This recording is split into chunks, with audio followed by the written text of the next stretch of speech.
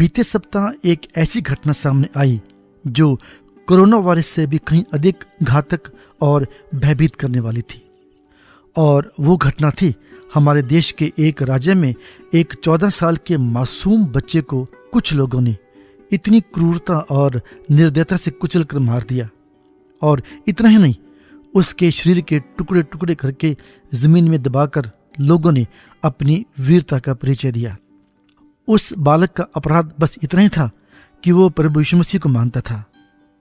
प्रभु यीशु मसीह पर विश्वास करने का इतना कठोर दंड मानवीय समझ से बिल्कुल परे है।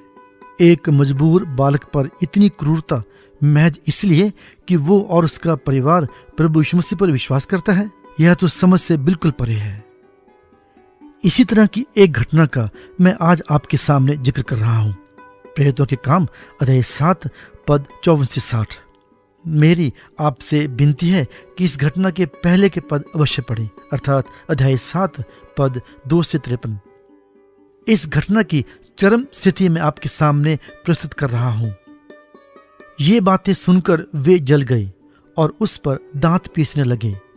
परंतु उसने पवित्र आत्मा से परिपूर्ण होकर स्वर्ग की ओर देखा और परमेश्वर की महिमा को और यीशु को परमेश्वर की दाहिनी ओर खड़ा देखकर कहा, देखो, मैं स्वर्ग को खुला हुआ और मनुष्य के पुत्र को परमेश्वर के दाहिनी ओर खड़ा हुआ देखता हूं। तब उन्होंने बड़े शब्द से चिल्लाकर कान बंद कर लिए और एकचित्त होकर उस पर झपटे और उसे नगर के बाहर निकालकर पथरवाह करने लगे। और गवाहों ने अपने कपड़े उतार रखे और वे स्तिफनुस को पथरवाह करते रहे। और वो ये कहकर प्रार्थना करता रहा कि हे परमेश्वर प्रभु यीशु, मेरी आत्मा को ग्रहण कर। फिर घुटने टेक कर ऊंचे शब्द से पुकारा, हे प्रभु, यह पाप उन पर मत लगा। और यह कहकर सो गया। इस घटना में तो प्रभु का वो सेवक निडरता से खड़ा रहा, परंतु पिछले सप्ताह हुई घटना में बालक मजबूर था। उसके साथ के बलवान साथी भाग गए और वो मासूम बालक भागकर अपनी जान नहीं बचा सका।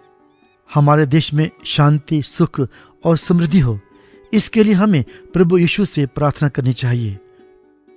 प्रभु यीशु मसीह ही शांति के राजकुमार हैं, जो हमारे देश में शांति, सुख और समृद्धि ला सकते हैं।